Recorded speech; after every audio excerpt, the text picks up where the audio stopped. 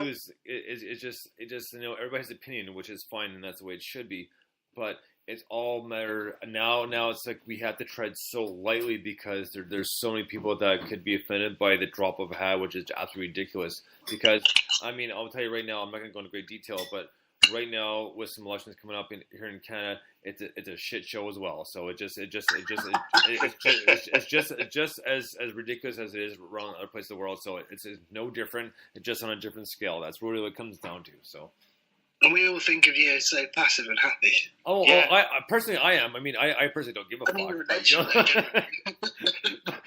But generally speaking, I've got some family over in Canada, and they're constantly telling us about the utopia that is Canada.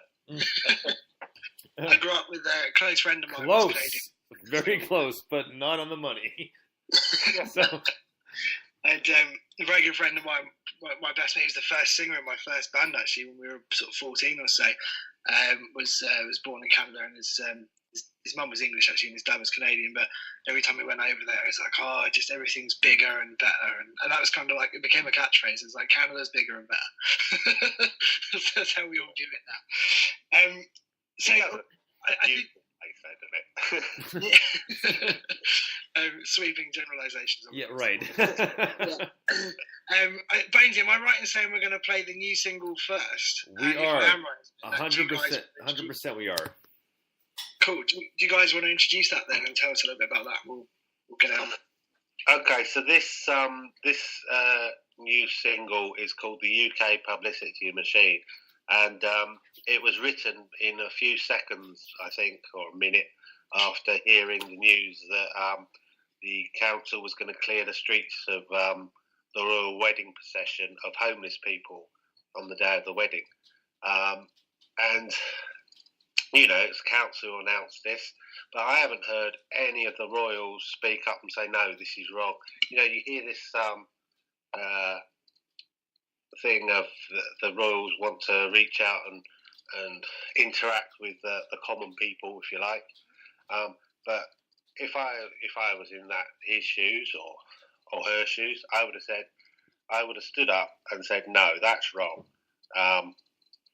Just because you don't want the spectre of homelessness on cameras around the world on the day of the wedding. So I got up and wrote this song, and we recorded it, a few days. And we were releasing it on the day of the wedding, with all proceeds going to the homeless charity Crisis. And hopefully it'll make a couple of quid for that charity. Very cool. So here we go with UK Publicity Machine. This one by Red or Dead. Dig this.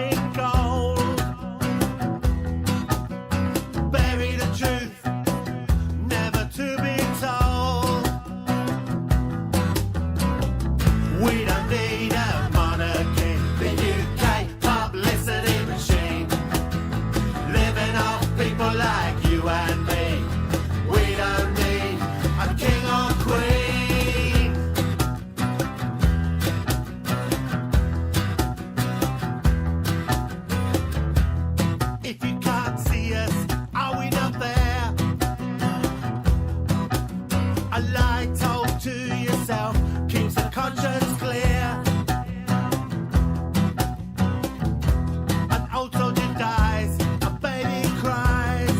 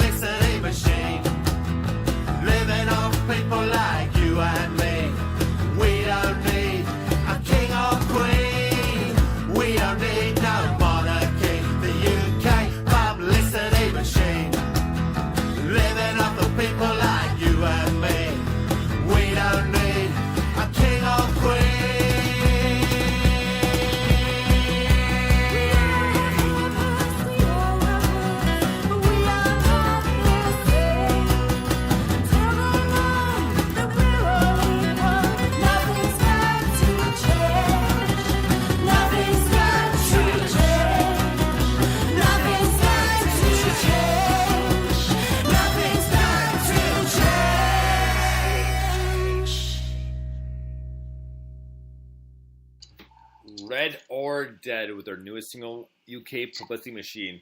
Now, man, really enjoy that tune. The lyrics were pretty heavy political-wise, but not a problem with that. I really enjoyed that. And Gala, I love your part at the end. I just kind of gonna give the song a fantastic finish. Thank you. Thanks. I tried to do it sort of a bit Spanishy, but I'm not quite sure why, to be honest. Well, I think after you did that, then Dave put the acoustic guitar on and followed your feel in that. So, oh, did he? Yeah. Oh, okay. Yeah. Great. That's good. See, she didn't know what we did in the recording. Okay. Well, either way, it sounded great. I love the finish of that song. And just in general, it's a great song as a whole. It just very catchy, had like a really great hook, and like the lyrics were very hard hitting. And for people who know what's going on at this point in time in the UK, will easily relate to it. I mean, I think from our point of view, those last words are, we should all be equal because we are all the same, basically. And no one should have be favoured above anybody else. And obviously, there's a massive imbalance in so many places around the world and between so many countries as well. And I obviously realise there's nothing that we can do to change that. But we're not going to stop shouting about it. We can still make the noise. Nothing wrong with that. Now, with the newest album, have you guys been playing gigs? What have you been doing to promote it? We've been playing around a few places. We're playing a few festivals about the place. We're playing one next week over in Bangor on the Saturday night, which is also the night of the royal wedding as well. So that's also something, stuff going on with that. And then we're over to the Aldham Festival the weekend after. And, it's been pretty well received, really. We were quite surprised. There's a lot of people have said that it was refreshing that to hear some of those, once again, to hear the angry political stuff. I mean, it's not all political stuff, but that kind of thing coming out again, where it had been buried for so many years. And there's room for everything, isn't there? There is room for some heavy head banging. There's room for a bit of pogoing, and there's room for a bit of songs of love. It's Barry White. But there's room for everything, and there should be as well. Yeah. Right on. Well, the next question I have is normally kind of a shared question with Mike and I. Is normally we like to know how the writing process goes. Whether the lyrics are done first and then the music first and then the lyrics. Like, how do you guys collaborate and come together as a band to put these songs together? Mostly at the moment, I'm really trying to get the other guys to come up with some songs, and I'm sure they will. But mostly at the moment, it's so. I mean, as I said before, I've been playing nearly 40 years now, and I've got 1,000 songs. It's mainly Rob that actually comes up with the lyrics, and he will usually unleash his new lyrics upon us all at a sort of random band practice. And it's at that point in time where everybody just attempts to fill in the parts that don't involve the lyrics, which I think works really well. And I think that's why, in particular, you notice, and you've remarked on it, that how do we actually describe ourselves? Because everybody then puts in their little part and they come up with it. Emma comes up with her part on her cajon. Dave will listen to what Rob's doing on his guitar and listen to the lyrics a little bit, and he will, he'll come up with his own little rhythms and his own little parts on bass. And the singing, well, I just attempt to get that. But we all just sort of get together. He'll just come up and say, by the way, guys, I've got a new song, and we sort of all go, oh God, oh no, it works. As you asked, which comes first, lyrics or music? It could be either. I could have a little riff that I've been playing for a few few weeks, and then some words will come in, or as with that last song you just played, something will just get me really angry or really happy, and words will just jump into my head and put out. You know, most songs that I've written take 5 minutes, and it shows as well. But you know, and then you kind of refine it. And then the good thing about the recent recording stuff, is that apart from doing my singing and my guitar, I've had very little to do with it. I mean, once I've done my guitar and my singing, Dave goes away. He mixes it all. He puts all the feel to it, and Carla goes in and puts the vocals to it that they come up with, and I don't necessarily have much to do with the finished product, and I kind of like that now, because I hate being in recording studios. I much prefer live gigging. Well, you know, the same way too is not kind of generalizing yourselves. It avoids pigeonholing yourselves as a specific like brand of music or type of music. Yeah. So it gives you a little bit more to play with. That way, you know, you can be a little bit more maybe extreme. I mean, that's maybe the wrong word, but you know, a little bit more liberal, put to do what you want. Yeah, yeah. We do. I mean, I know we have that first album we've just put out is quite political. We've got stuff to come about, you know, I've forgotten. What the hell is that? What we're doing about, you know, the state of the planet, about mental illness, environmental relationships, twisted relationships as well, you know, all that kind of stuff.